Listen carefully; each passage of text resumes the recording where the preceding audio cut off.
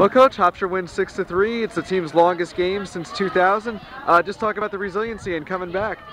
I am so impressed. Taylor Perrone, even though she did give up 13 hits, I am so impressed with the gutsy performance that she had.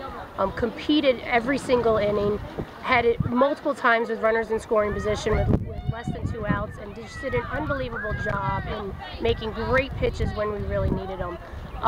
Impressed with the team that we were able to come back down 3-0. We competed the whole way through, and it was just a matter of the timely hitting at the end.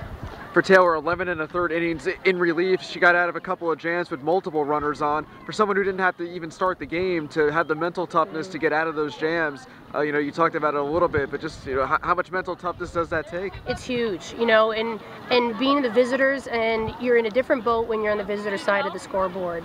And she really competed, and especially we had a couple times where the game was on the line. Winning run was at third base, winning run was at second base, and she made some great pitches to keep the ball in the infield or have easy fly balls. And Megan Paterno hits the huge home run in the 7th, brings in what proves to be the game-winning run in the 13th. Just talk about her effort. She great at bats. She was seeing the ball really well. And the key was that she got herself into a great hitter's count when she was able to hit that home run to tie up the ball game. I think the count was 3-1, and she really took advantage of the count and hit her pitch, which really cashed her. And Michaela Transu gives you 3 hits hitting in the 9th spot. Just talk about what that lift gives at the bottom of the lineup. It does. We're always looking to turn the lineup over, and it's great to have hitters in the bottom of the lineup that get us back up to the top. And I know she's really comfortable in the 9th spot. She's seen the ball well. She's working at getting herself on time a lot better. All of her base hits were towards the middle of the field, so I was really happy with what she did. And you saw some players in a long game stepping into some new roles. Nikki Mikulowski has a really nice at-bat to move the runners over and then plays first base. Just what did you see of her?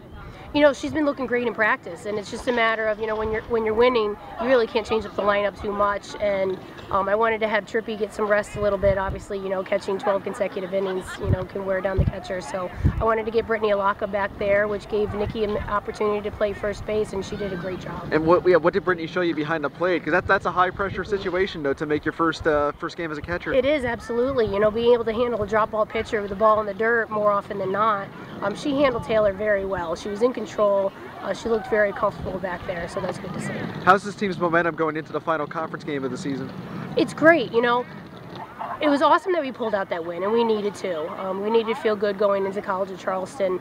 The one thing I would say is that we needed to make adjustments early on in the game. If we were able to do that early on in the game, and Seton Hall, they did an unbelievable job pitching us. We didn't hit our pitch, and we were trying to do too much with what the pitcher gave us. So we made the adjustment later on, which was good to see. I would like to see that we made it a little bit earlier, but obviously pulling out a win in 13 innings is great, carrying into this weekend.